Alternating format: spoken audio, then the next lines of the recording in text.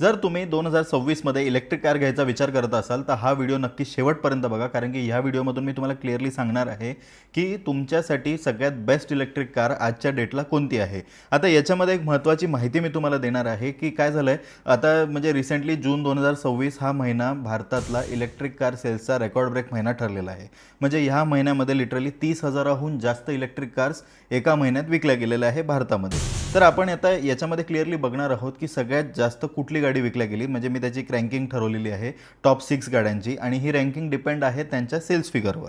तर जसं की म्हणजे आता सगळ्यात जास्त विकल्या गेलेली गाडी ही नंबर 1ला आहे, आणि त्याच्यापेक्षा जसं कमी कमी कमी असे टॉप 6 गाड्या मी सिलेक्ट केलेल्या आहेत त्यांच्या सेल्स फिगरनुसार। तर आता मी त्याचीसुद्धा तुम्हाला या व्हिडिओमधून क्लिअरली माहिती सांगणार आहे, बिकॉज काय आहे याच्यामध्ये आता मी तुम्हाला क्लिअरली तर माझं ओपिनियन देणारच आहे की सगळ्यात बेस्ट इलेक्ट्रिक कार आजच्या डेटला तुमच्यासाठी कुठली, बट लोकांचा सुद्धा कल कुठे आहे, बायर्स जे इलेक्ट्रिक कार्स घेत आहे याची सुद्धा एक प्रॅक्टिकल माहिती मी तुम्हाला देणार आहे। बिकॉज जस्ट माझं ओपिनियन सांगणं इज नॉट इनफ, तुम्हाला म्हणजे मार्केट ट्रेंड त्याचबरोबर मार्केटमध्ये कुठल्या गाडीचा सेल जास्त होतोय हे सुद्धा तुम्हाला जाणून घेणं तितकंच गरजेचं आहे।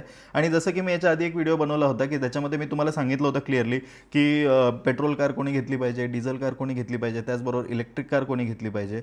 सो आता त्याच्यामुळे बरेच जणांचे प्रश्न आले की आता ज्यांना इलेक्ट्रिक कार घेतली पाहिजे, ज्यांचा तसा यूज आहे, तर मग ते विचारत आहेत की कुठली गाडी आम्ही म्हणजे तुम्ही सजेस्ट करा कुठली इलेक्ट्रिक कार घेतली पाहिजे, त्यांचा यूज त्यांनी मला कळवला। मी त्याच्यात बऱ्याच जणांना काही गाड्या सजेस्टसुद्धा केल्या, बट अनेक लोकांचे अजूनही प्रश्न बाकी आहेत की म्हणजे कुठली गाडी घ्यावी। सो त्यामुळे ह्या व्हिडिओमधून मी त्या प्रत्येक व्यक्तीला उत्तर देण्याचा प्रयत्न करतोय। सो चला मित्रांनो, आता मुख्य व्हिडिओला सुरुवात करूया। आता आपण ज्या टॉप 6 गाड्या बघणार आहोत ना, त्यातली जी 6व्या नंबरवर जी गाडी आहे ती आहे मारुती सुझुकीची ई विटारा। आता ई विटाराचे भारतामध्ये 1919 युनिट हे जून 2026 मध्ये विकल्या गेलेले आहेत। आणि काय आहे ॲक्च्युली मारुती ब्रँड असा आहे की लोकांचा खूप एक ब्लाइंड ट्रस्ट आहे।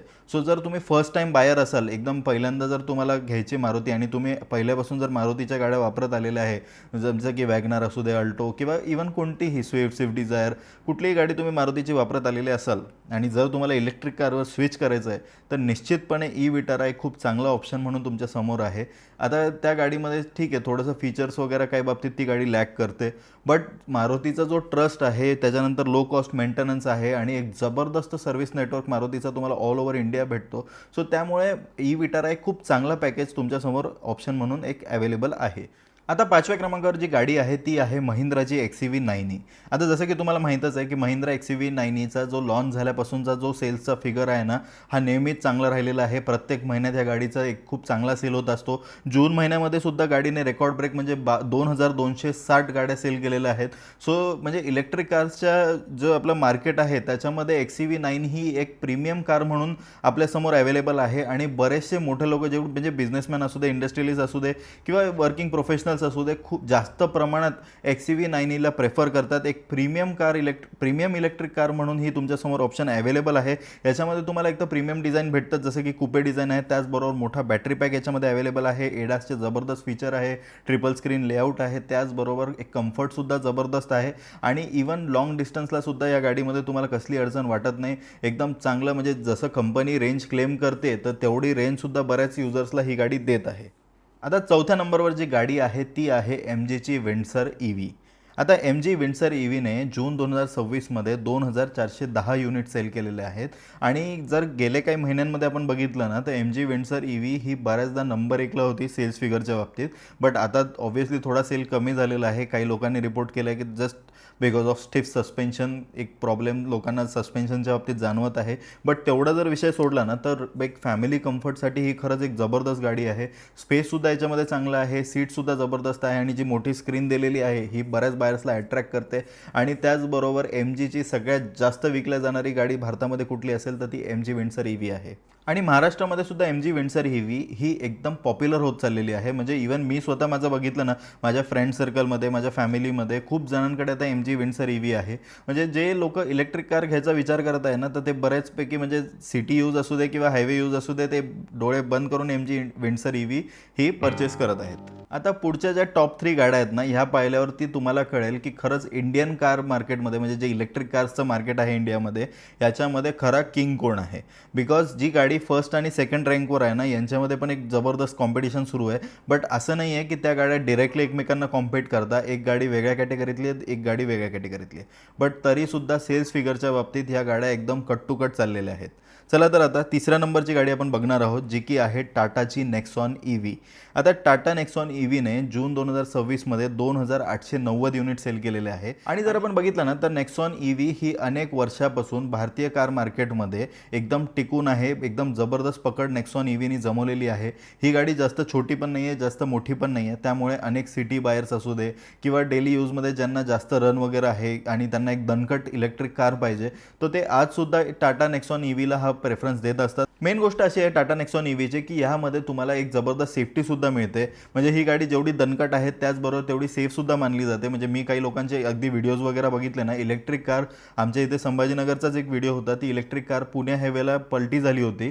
बट त्याच्यामध्ये तो जो व्यक्ती गाडी चालवत होता त्याला एक खरचटलं सुद्धा नाही. म्हणजे एवढं चांगली सेफ्टी नेक्सॉन EVमध्ये देण्यात आली. आणि मला असं कळलं देखील की त्या म्हणजे जो ओनर होता त्या गाडीचा, त्यांनी परत नेक्सॉन EVच घेतली.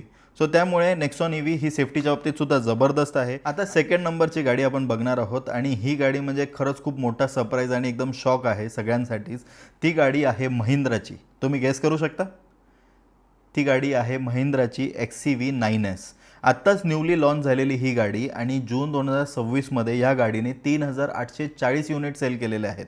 म्हणजे जर आपण बघितलं ना, तर महिंद्राने प्रीमियम EV सेगमेंटमध्ये आता टाटाला मागे टाकायला सुरुवात केलेली आहे XCV 9Sनी. की महिंद्राने जर का समजा या गाडीचा सेल जर वाढवला, जर प्रोडक्शन वाढवलं आणि एक लवकर डिलिव्हरीज द्यायला सुरुवात केली ना, तर ही गाडी लवकरच नंबर 1ला यायला काहीच वेळ लागणार नाही. इलेक्ट्रिक कार मार्केटमध्ये ही गाडी जसं आता सेकंड नंबरवर जूनमध्ये आलेली आहे, माझं गॅरंटी आहे येणाऱ्या काही महिन्यांमध्ये म्हणजे ऑगस्ट सप्टेंबरपर्यंतच तुम्हाला कळेल की ही गाडी नंबर 1ला आलेली दिसेल. म्हणजे टाटाचा जो सेलचा जो रेकॉर्ड होता आजपर्यंत इलेक्ट्रिक कारचा, हा महिंद्रा एकदम जबरदस्त पद्धतीने चॅलेंज करत आहे आणि त्याला बीटसुद्धा करत आहे. आणि याच्या मागे कारण असं आहे, कारण की XCV 9S जी आहे ही एक तर 7 सीटर कार आहे. त्याचबरोबर याच्यामध्ये तुम्हाला एक लॉंग रेंजचं ऑप्शन अवेलेबल आहे.